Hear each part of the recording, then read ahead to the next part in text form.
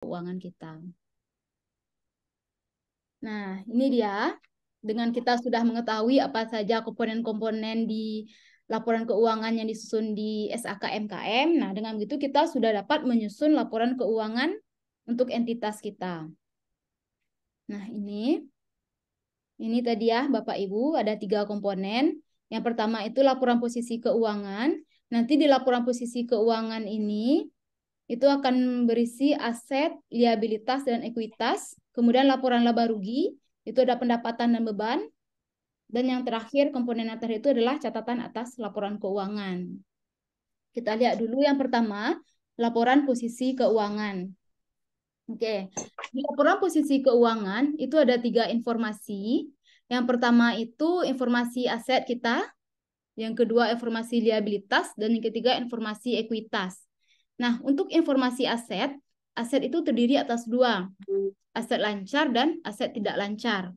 Kalau aset lancar itu, bahasa sederhananya, dapat diuangkan dalam jangka waktu kurang dari 12 bulan.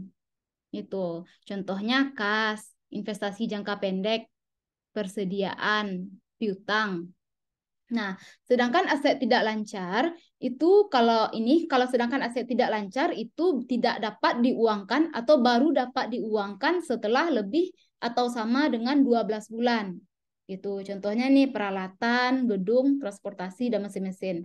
Tapi nanti baik aset lancar maupun aset tidak lancar itu posisinya sama masuk ke kategori aset.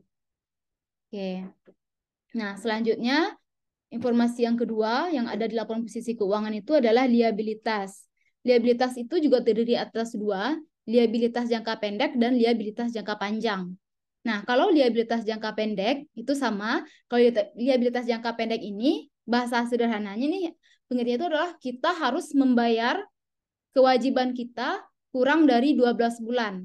Nah, sedangkan liabilitas jangka panjang kita mesti membayar atau diperbolehkan membayar kewajiban kita itu lebih dari 12 bulan atau sama dengan 12 bulan. Contoh liabilitas jangka pendek itu ada hutang dagang. Misalnya kita membeli persediaan atau kita membeli barang dagangan secara kredit. Nah, itu kan biasanya mesti lunas di dalam jangka waktu yang kurang dari 1 tahun. Kemudian hutang gaji, kemudian ada wesel bayar. Nah, jadi nanti ada 2, ada hutang gaji dan beban gaji. Nah, itu 2 hal yang berbeda ya, Bapak Ibu. Kalau hutang gaji itu belum dibayarkan, kalau beban gaji itu sudah dibayarkan. Oke. Nah, kemudian nih contoh dari liabilitas jangka panjang, itu ada hutang bank. Nah, jadi biasanya kalau kita ngutang ke bank kan itu nggak selesai 1 tahun, bisa sampai 2 sampai 5 tahun. Nah, makanya dia masuk dikategorikan ke liabilitas jangka panjang. Nah, informasi yang terakhir di laporan posisi keuangan itu ada ekuitas, mana di dalamnya nanti ada modal saham kita, tambahan modal di setor, dan ada saldo rugi, saldo laba atau saldo laba negatif. Nanti kita lihat masing-masingnya. Nah, kita lanjut ke komponen yang kedua, komponen laporan laba rugi. Di komponen laporan laba rugi ini ada 3 informasi juga.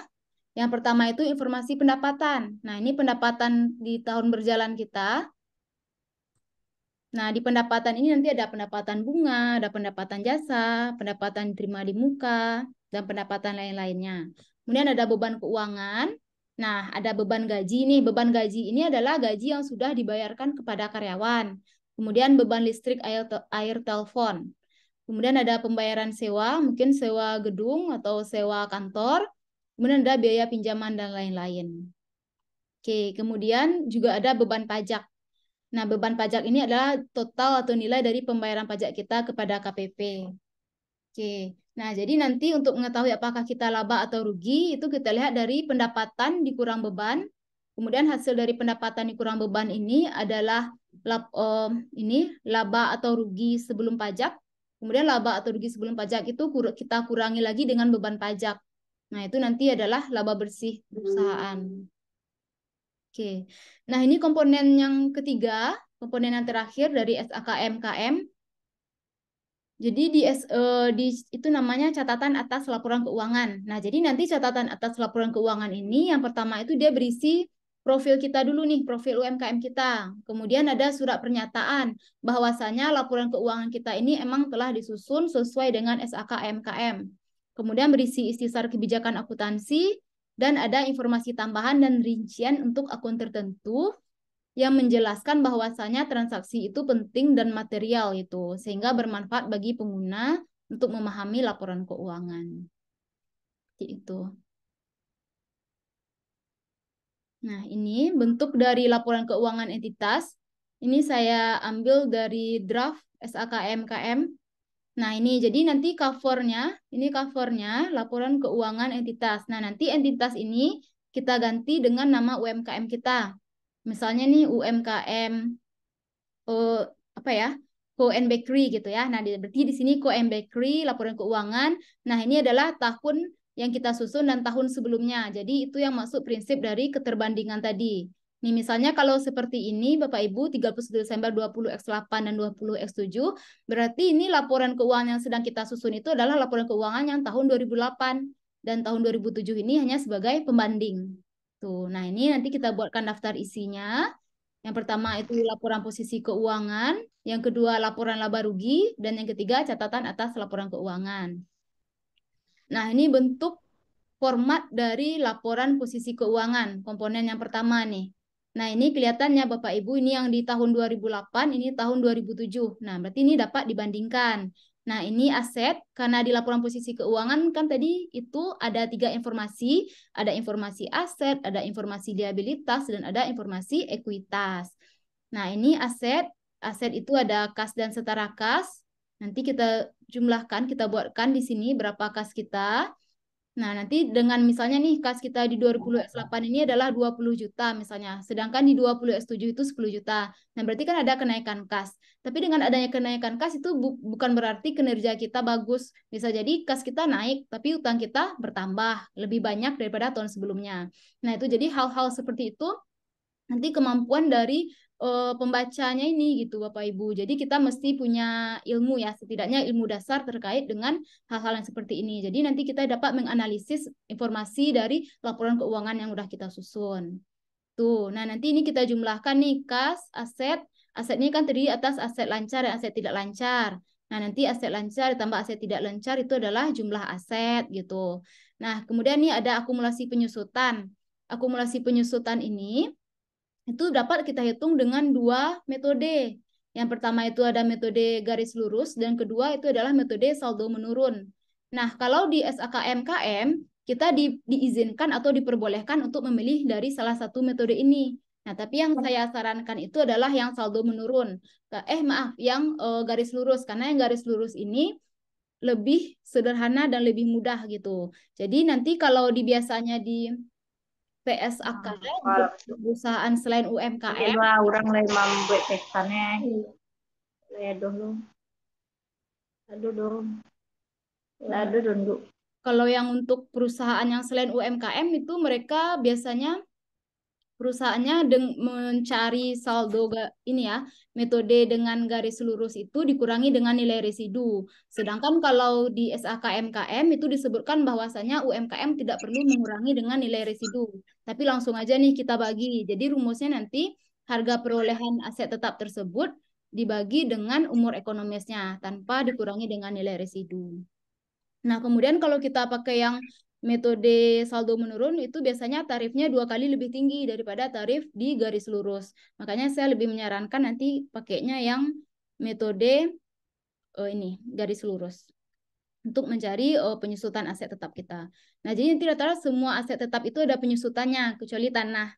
Karena tanah kan biasanya tambah lama harganya tambah tinggi gitu ya, Bapak Ibu. Nggak ada tanah yang tambah lama harganya itu menurun gitu. Jadi makanya tanah tidak disusutkan gitu. Jadi seluruh aset tetap itu disusutkan kecuali tanah. Nah, berarti kita dapat pakai saldo garis lurus, saldo menurun atau metode garis lurus. Nah, setelah kita dapat jumlah aset, kita buat lagi liabilitas. Nanti total liabilitas jangka pendek ditambah liabilitas jangka panjang. Nah, totalnya nanti kita bandingkan juga dengan liabilitas kita di tahun sebelumnya. Kemudian kita masukkan ekuitas, modal kita, atau ada apakah labanya saldo laba defisit. Nah, jadi nanti untuk di laporan posisi keuangan ini, persamaan hukum dasarnya itu adalah aset sama dengan liabilitas ditambah ekuitas. Jadi nanti total aset ini mesti sama dengan total liabilitas ditambah dengan total ekuitas. Nah, ini jumlah liabilitas dan ekuitas yang ini, yang di paling bawah ini, mesti sama dengan jumlah aset. Tuh, seperti itu rumusnya. Oke. Nah, ini komponen. Kita lanjut ke komponen yang kedua, laporan laba rugi. Nah, ini entitas ini nanti kita ganti dengan nama UMKM kita, Coen Bakery. Nah, ini tetap sama, laporan laba rugi. Kemudian ini tergantung tahun yang kita buatkan laporan keuangannya. Kalau Bapak Ibu mau menyusun laporan keuangan di tahun 2022, berarti di bagian kanan ini nanti 2021, nah di bagian kiri ini tahun 2022. Seperti itu. Nah, di laporan laba rugi, tadi kita udah sepakat juga bahwasanya ada informasi pendapatan, informasi beban, laba rugi sebelum pajak, dan laba rugi setelah pajak. Nah, ini pendapatan-pendapatan kita masukkan di sini, kemudian dapat jumlah pendapatan, kemudian beban kita masukkan semuanya, kita jumlahkan, dapat jumlah beban. Nah, nanti pendapatan dikurang beban, itu adalah laba atau rugi sebelum pajak penghasilan. Kalau pendapatan kita lebih besar daripada beban, berarti nanti laba sebelum pajak penghasilan. Tapi, kalau beban kita lebih besar daripada pendapatan kita, nanti itu adalah rugi sebelum pajak penghasilan. Tuh. Nah, setelah itu kita masukkanlah berapa beban pajak penghasilan kita. Dengan kita sudah dapat laba rugi sebelum pajak, nanti kita udah dapat mengkali dengan tarif pajak penghasilan gitu. Nah, beban pajak penghasilan nih, ini akan menjadi pengurang laba kita dan akan menjadi penambah rugi. Kalau di sini laba sebelum pajak penghasilan dikurangi dengan beban pajak penghasilan. Nah, tapi kalau di sini dapatnya kita rugi, rugi sebelum pajak penghasilan berarti nanti rugi ditambah dengan beban pajak penghasilan. Seperti itu.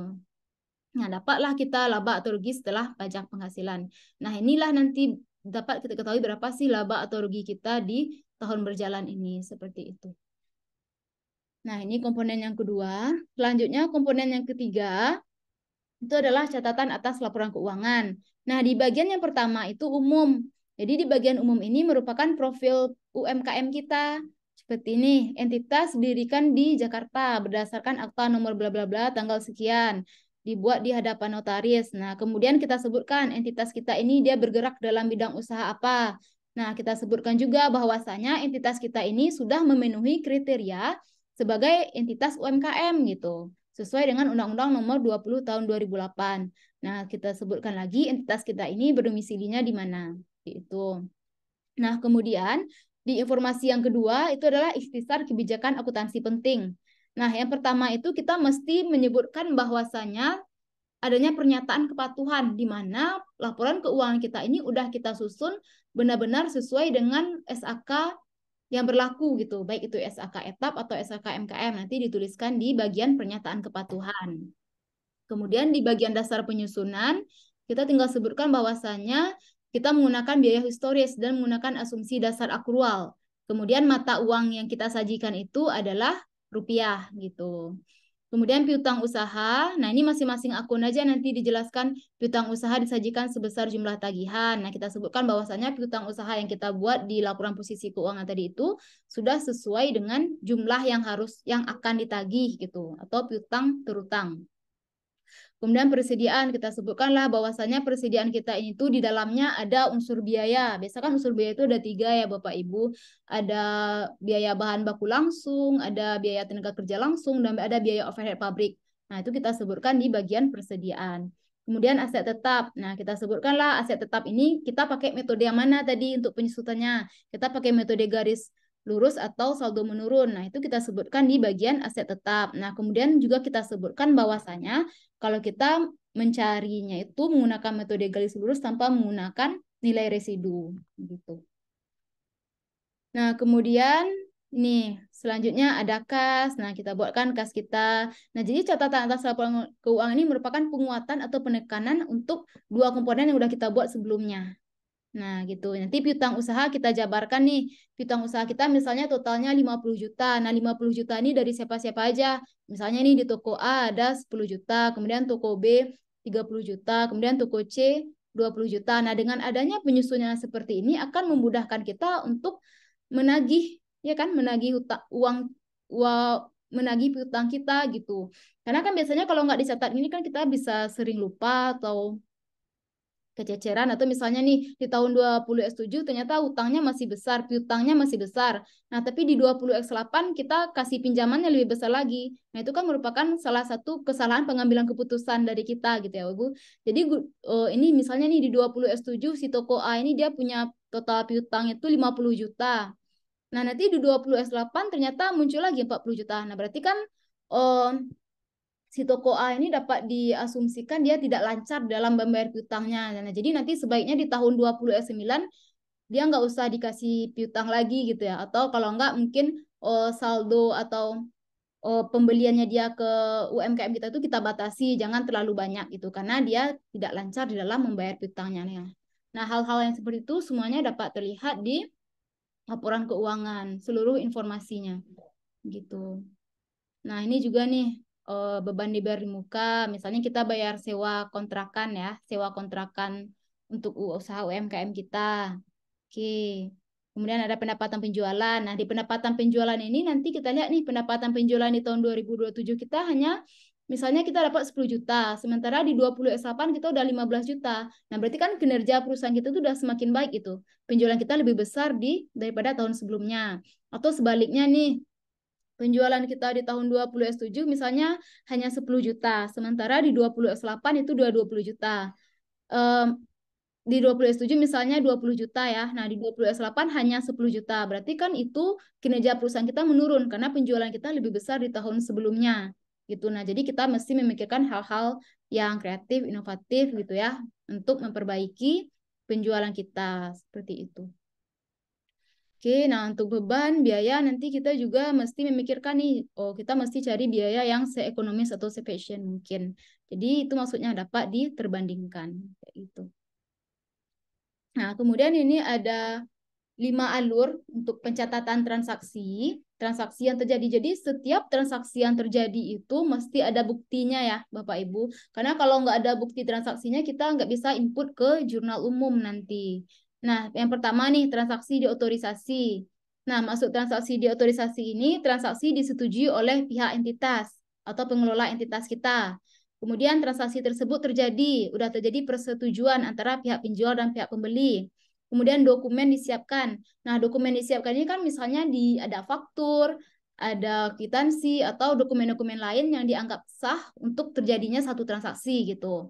Nah, kemudian setelah kita punya dokumennya, informasi yang ada di dokumen ini kita pindahkanlah ke jurnal umum. Nanti saya lihatkan bagaimana bentuk dari format jurnal umum ini. Nah, nanti kita kumpulkan nih semua transaksi. Bahwa bukti-bukti transaksi kita pindahkan ke jurnal umum.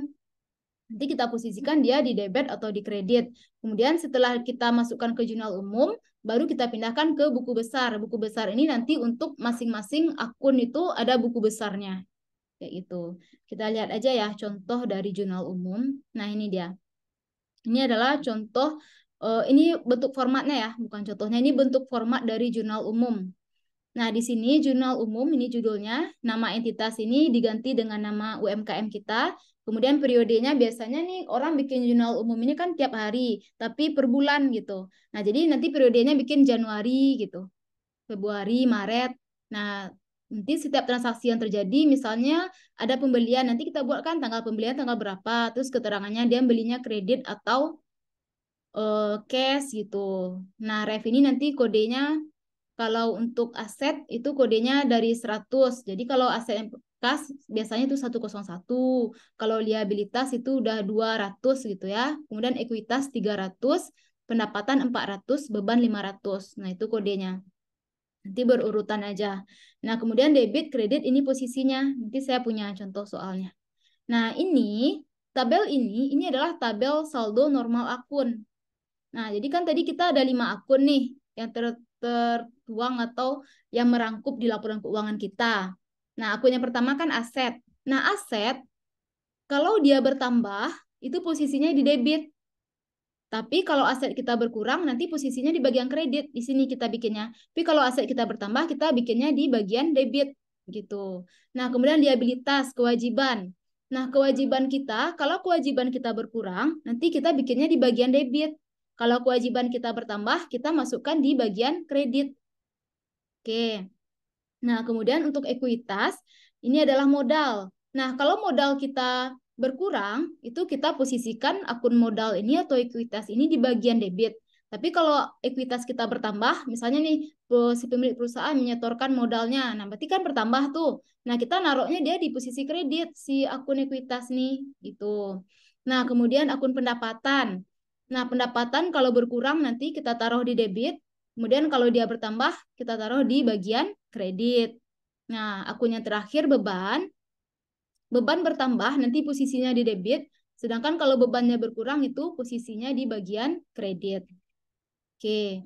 Nah, ini gambaran dari buku besar. Jadi kan nanti ke transaksi-transaksi yang udah kita bikinkan di jurnal umum tadi itu semuanya kita pindahkan ke buku besar sesuai dengan akunnya masing-masing. Nah, jadi ternyata buku besar ini ada 4 bentuk. Yang pertama itu buku besar bentuk T, yang kedua buku besar bentuk Staffel berkolom saldo tunggal, yang ketiga, buku besar bentuk skontro. Dan yang keempat, buku besar bentuk Staffel berkolom saldo rangkap gitu. Nah, tapi yang umum digunakan itu adalah buku besar bentuk T. Karena ini adalah buku besar yang paling sederhana. Nah, ini dia contoh buku besar bentuk T itu kayak gini. Nah, ini buku besar punya si Kas. Nah, di sini ada nama akunnya Kas, kode akun Kas 101. Nanti kalau dia piutang itu 102, karena kan piutang masih tergolong ke aset. Nah, kayak gitu. Kas juga bagian dari aset. Nah, nanti kita buatkan posisinya di debit atau di kredit. Nah, ini contoh formatnya kayak gitu. Nah, ekuitas itu kode akunnya udah 301. Oke. Nah, ini ada sedikit contoh sederhana beberapa transaksi. Nah, ini transaksinya terjadi di bulan Januari. Gitu. Nah, jadi di tanggal 5 Januari Ibu Aisyah, ternyata Ibu Aisyah ini dia punya UMKM. Yang mana UMKM-nya ini bernama Jelly Chiasid. Nah, jadi nih di tanggal 5 Januari 2022, Ibu Aisyah ini dia menginvestasikan uangnya sebesar 50 juta pada UMKM yang dimilikinya. Nih, tanggal 5 Januari 2022 sebesar 50 juta. Berarti kan si kasnya bertambah karena dia menyetorkannya secara tunai. Berarti kas bertambah 50 juta dan modal juga bertambah. Nih, jadi tujuan 50 juta ini kan adalah untuk modal. Modalnya bertambah berarti tadi kita lihat lagi di sini. Nih, ini dia untuk transaksi yang pertama 5 Januari, kas bertambah di debit 50 juta, kemudian modal bertambah di kredit 50 juta. Nah, sesuai dengan tabel yang tadi. Itu. Oke, kemudian kita lihat transaksi yang kedua. Transaksi yang kedua kejadiannya adalah di tanggal 11 Januari 2022. Nah, jadi dibayar uang sejumlah 8 juta untuk sewa ruko selama 1 tahun. Nah, berarti sewanya dibayar di buka di tanggal 11 Januari 2022. Nah, kita bayarnya kan pakai kas. Berarti kas kita berkurang. Kas kalau berkurang kan di bagian kredit. Nah, sewa dibayar di muka. Sewa dibayar di muka ini juga termasuk sebagai nih aset. Nah, jadi sewa dibayar di muka bertambah. Aset kan bertambah di debit. Nah, berarti sewa dibayar di muka ini adalah bagian dari aset. Nah, sewa dibayar di muka bertambah itu posisinya di debit 8 juta. Oke, kayak gitu. Nah, selanjutnya untuk transaksi yang ketiga itu terjadi di tanggal 15 Januari. Nah, di 15 Januari ternyata Ibu Aisyah ini dia membeli peralatan dan perlengkapan kantor. Yang mana peralatan dia belinya 5 juta, kemudian perlengkapan dia beli 2 juta. Nah, di sini kan dia belinya secara cash, berarti kasnya berkurang. Nah, nanti posisi kasnya itu di jurnal umum adalah di bagian kredit. Nih, peralatannya, karena peralatan dan perlengkapan ini merupakan bagian dari aset, jadi aset kan bertambah tadi di debit, berarti posisinya di bagian debit. Nih, peralatan 5 juta, perlengkapan 2 juta. Nah, kemudian kas adalah 7 juta. 5 juta ditambah dengan 2 juta. Jadi total uang yang dikeluarkan Ibu Aisyah 7 juta secara cash. Gitu. Nah, kita lihat transaksi yang keempat di tanggal 20 Januari 2022. Nah, ternyata nih si Ibu Aisyah ini dia menerima pendapatan dari penjualan tunai. Nah, mungkin jelly chia seed ini terjual nih sebesar 3 juta rupiah. Oke, nah berarti kasnya bertambah dong. Karena jadi kalau kas bertambah kan tadi di debit. Nah, berarti kita masukkan kas di debit 3 juta. Nah, jadi kan pendapatannya juga bertambah. Pendapatan bertambah di kredit 3 juta. Kayak gitu. Nah, jadi saldo debit dan kredit ini mesti balance ya, Bapak Ibu. Nah, selanjutnya transaksi yang terakhir itu apa nih kejadiannya? Ternyata di transaksi yang terakhir itu di tanggal 25 Januari 2022, Ibu Aisyah ini dia membayar gaji pegawainya sebesar 2 juta. Nah, oke. Nah, berarti dia bayar gaji cashnya berkurang, kas berkurang di kredit. Nah, berarti beban gajinya bertambah. Tadi beban bertambah kan di bagian debit. Berarti beban gaji di debit 2 juta, kasnya berkurang 2 juta di kredit. Nah, sehingga untuk bagian debit dan kredit itu kalau kita jumlahkan mesti balance. Kalau nggak balance berarti ada kesalahan pencatatan. Nah, ini debit dijumlahkan 70 juta, kredit 70 juta, udah balance. Nah, itu untuk memindahkan setiap transaksi ke jurnal umum, kayak gitu caranya. Oke, gampang ya Bapak Ibu. Kalau kita hafal saldo normalnya itu letaknya di mana. Nah, tadi kan di alur transaksi, setelah kita pindahkan ke jurnal umum, kita mesti pindahkan ke buku besar. Nah, oke, kita pindahkanlah ke buku besar lagi transaksi yang ini. Nah, berarti di sini nanti buku besarnya ada 1, kas, ekuitas, 2, sewa dibayar muka, 3, peralatan, 4, perlengkapan, 5, pendapatan, 6, dan beban gaji, 7. Berarti ada 7 buah buku besar. Kayak gitu. Nah, jadi kas ini kita gabungkan di dalam satu buku besar. Modal satu buku besar, sorry, modal satu buku besar. Tapi untuk kas kan ini 1, 2, 3, 4, 5. Kan ada 5 transaksi kas. Tapi nanti kita buatkan di satu aja gitu. Itu paham ya, Bapak Ibu? Nah, ini nih contoh yang kas. Nah, tadi kan di tanggal 5 kas kita bertambah 50 juta. Kita buatkan di posisi debit gitu. Nah, kemudian tanggal 11 kas kita tadi berkurang 8 juta karena kita bayar sewa tadi ya. Nah, kita taruh dia di kredit.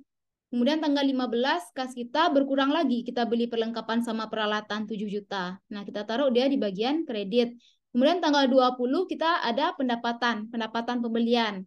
Nah, kita taruh di bagian debit karena kas kita bertambah. Nah, kemudian tanggal 25 kita bayar gaji 2 juta. Berarti kas kita di kredit 2 juta.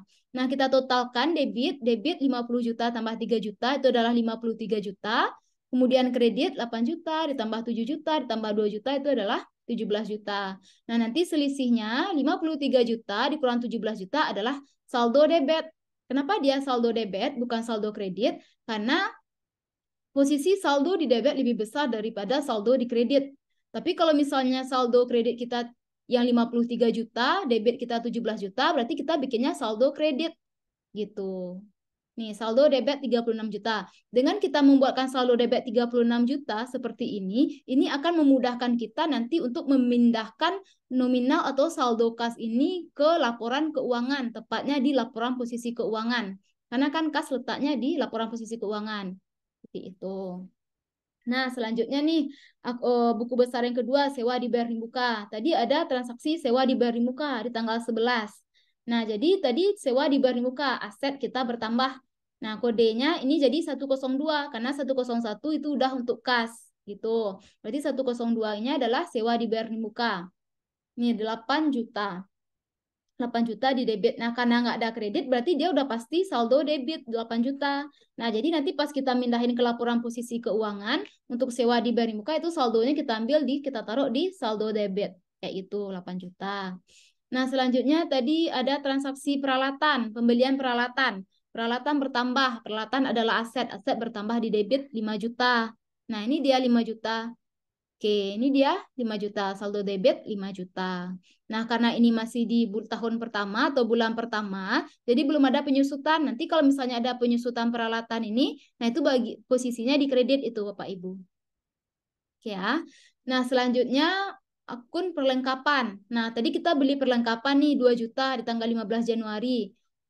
Oke, nah ini dia 2 juta saldo debit 2 juta. Nah, nanti pas di perlengkapan ini letaknya juga di aset lancar. Nanti kita masukin di bagian perlengkapan, di bagian debit, saldo debit 2 juta. Oke, selanjutnya, buku besar yang selanjutnya itu adalah pendapatan. Tadi kan pendapatan kita bertambah 3 juta karena ada yang beli gitu ya. 3 juta di kredit. Nah, jadi langsung aja nih saldo kredit 3 juta. Nah, kita di tanggal 25 Januari bayar gaji, beban gaji 2 juta. Nah, gaji itu bertambah, beban kan bertambah di bagian debit. Berarti langsung di bagian debit 2 juta. Nah, ini kelihatannya Bapak Ibu kode akunnya untuk pendapatan 401. Nanti kalau misalnya ada, ini kan pendapatan nih, 401. Nah, kemudian ini untuk beban gaji 501. Nah, misalnya nanti ada lagi beban air listrik tuh. Nah, beban air listrik nanti kodenya kita bikin aja 502. Nah, kayak gitu. Oke. Nah, itu dia sedikit bagaimana menyusun laporan keuangan sederhana dengan berpedoman kepada standar akuntansi keuangan entitas mikro, kecil, dan menengah. Nah, jadi ini sedikit kata-kata dari saya, Bapak Ibu. Jadi untuk membuat atau menyusun laporan keuangan itu sudah merupakan hal mutlak yang harus dilakukan oleh pelaku UMKM. Karena laporan keuangan dapat memberikan gambaran kondisi usaha UMKM itu sendiri dan dapat digunakan untuk hal-hal lainnya nih, seperti untuk menarik investor, kemudian juga untuk kreditur tadi, Bang. Tuh, jadi tujuannya itu memang untuk kelancaran bisnis kita gitu. Kemudian, membuat dan menyusun laporan keuangan itu mudah dan menyenangkan, mulailah dari mencatat setiap transaksi bisnis kita dan mengarsip seluruh bukti transaksi yang terjadi dalam usaha kita. Oke, sedikit dari saya Bapak Ibu, semoga dapat menambah wawasannya tentang bagaimana sih cara menyusun laporan keuangan dan kita mesti berpedoman kemana gitu. Oke, selanjutnya saya kembalikan kepada Ibu Moderator. Terima kasih.